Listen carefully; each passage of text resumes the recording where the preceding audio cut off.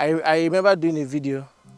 I posted a video on YouTube, I think in February this year, talking about our proposed agro-tourism project. You know, I said that this project has 5 clusters. Hacienda Plantation, where, you know, investors can own land, you know, and own plantain plantations. I talk about Hacienda Stays. Hacienda Stays is like, you know, hospitality, which will be on this part of the land. I talk about Hacienda Play Recreation on this part of the land, Hacienda Grain for greenhouse farming on this part of the land, and then Hacienda Spaces, which is more of commercial, right? All that will be on this part of the land. But I just want to give you guys an update on what we've done so far. So I'm just going to cross into the other side because this is the first parcel, which belongs to us. Then there is this road in between the both parcels. This road, it actually falls within our land, but we noticed that it's been serving as a road for villagers, you know, that live in that village and the ones that live in this village. And so we just decided to leave it like that instead of fencing it.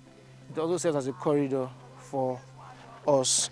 You will see that we've done some fencing here.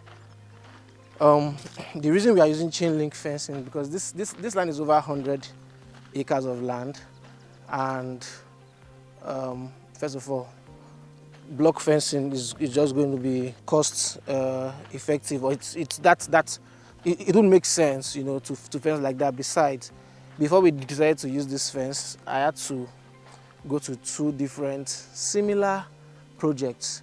There's Almat Farms in Abuja. I went there to check it out, to see how they even fenced the entire land and see how they do their things. So I'm just going to go inside and show you what we've done so far with this project. So besides fencing part of the land, which would aid security and ensure that cows and herdsmen don't get access to the land, what we've also done is that we've started installing water infrastructure. So you would see that this water setup, it currently has 1 GP tank, but I was speaking to our consultant just now, who is the guy in black over there. Mr. Sylvester, say hi. Say hi, I just talked about you. Yeah, so the one in black and black, that's our consultant, right? And, you know, so first of all, he advised that we expand this. So instead of having 1 GP tank, we are going to have 2, right? And then in here, we have installed a solar pump, 2.5 horsepower solar pump. On top, we have solar panels. We have 4 solar panels, but if you're installing a second GP tank, we are going to be installing an extra 4 solar panels. That we have done. So water is not going to be a problem. Now, the reason we decided to install water, you see, most farmers will say, oh, let's plant during the rainy season, let's wait for rain. But we have decided that we don't want to wait for rain, right? We want to control the entire process. So we are going to be using irrigation, right? We are going to be using irrigation. We are going to be providing the water so that we can predict, you know, when our plants will grow and all that. Another thing that we've done is that we've planted some acres of land, roughly 10 acres of land of plantain. I'm just going to show you, and some of them have started sprouting. I'm just going to show you okay, yes, let's see that one. I'm just going to show you some of them already. You can see this one, it's sprouted already, this one. And then if you go this way, you will see this other one, it's sprouted, right? If you go another 2.5 meters thereabout, there is this one here, this one. So that's the thing with these plantains, they are not equal. This one hasn't sprouted, yes, but you can see the green, you know, something is happening there, you know, so it's going to sprout soon. Then see this one too, you know, and they're just everywhere, right? They're just everywhere. We planted up to that point. Now, what we are doing now is that we are reviewing what we've done.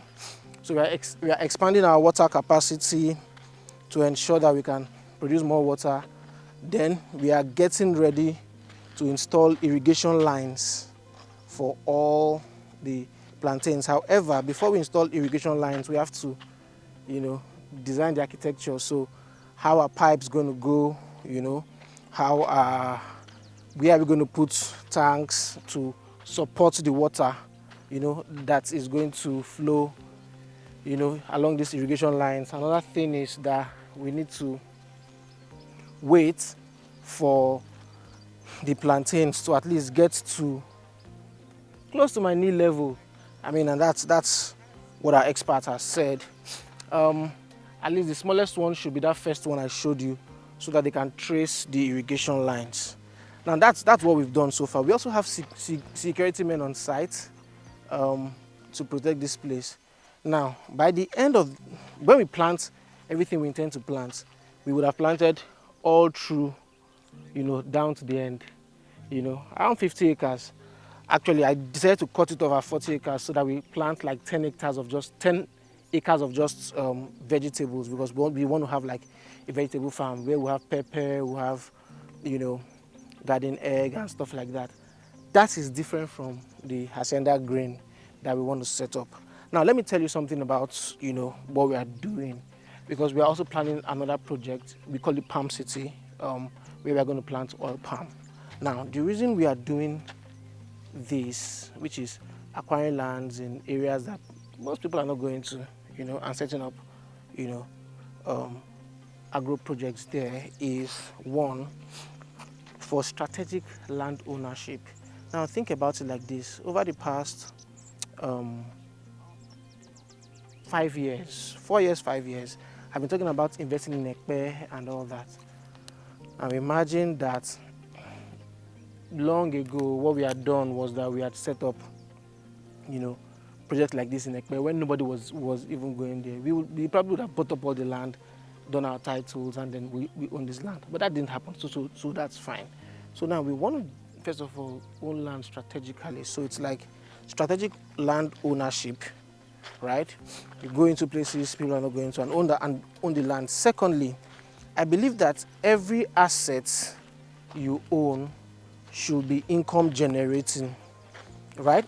Every asset you own should be income generating, which means if you own a house, it should pay you rent, right? If you own,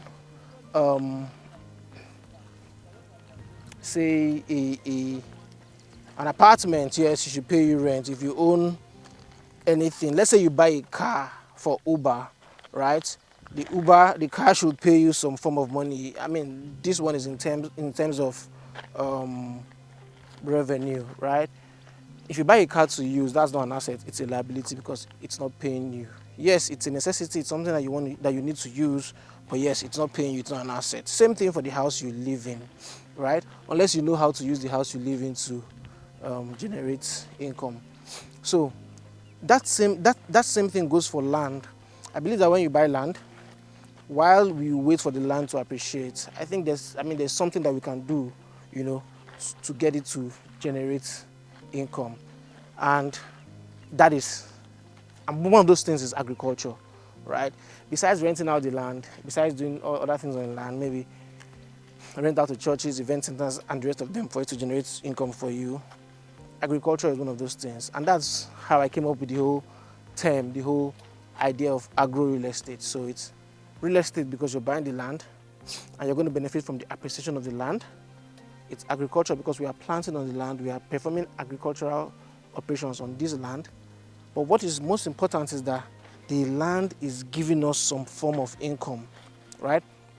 By next year, when these plantains grow, and are harvested, which there is a market for it already, what happens is that we sell, we make money. So look at a place like Hacienda now, before the land appreciates to where you want it to appreciate to, you've made back the money you used to buy the land, you've made profits. That's the thing about Hacienda. Now, talking about our new project, Palm City, right? So palm, takes like maybe say 3-4 years for you to harvest. And the thing is, by the time you harvest the first one and we process, and sell palm oil, palm kernel oil and the rest, what happens is that you even make back the entire money you used to buy the land in 1 year and profit. So this is my update on the Hacienda project. By next week, we'll be carrying out all those things I talked about, expanding the water infrastructure and all that. And we'll also be getting ready to, to plant some more. I'm grateful for the idea, for this project. I am grateful for the spirit of execution. And I'm grateful to the team, that's been working on this project, from the agri team to the regular symbolic project team, the media team, everybody, right? Now, we still have about 10 acres of land that we want to sell. The details of pricing and all that I'm just going to put on this video, and I'm going to put a link, where you can just download the brochure if you want to, or you can chat me up on WhatsApp if you want to be part of this. And let's see if you can be part of the remaining 10 acres of land, and then we stop sales on this project while we get ready to announce, our new agro real estate project. All right, guys, I'm signing out. I'll see you on my next video.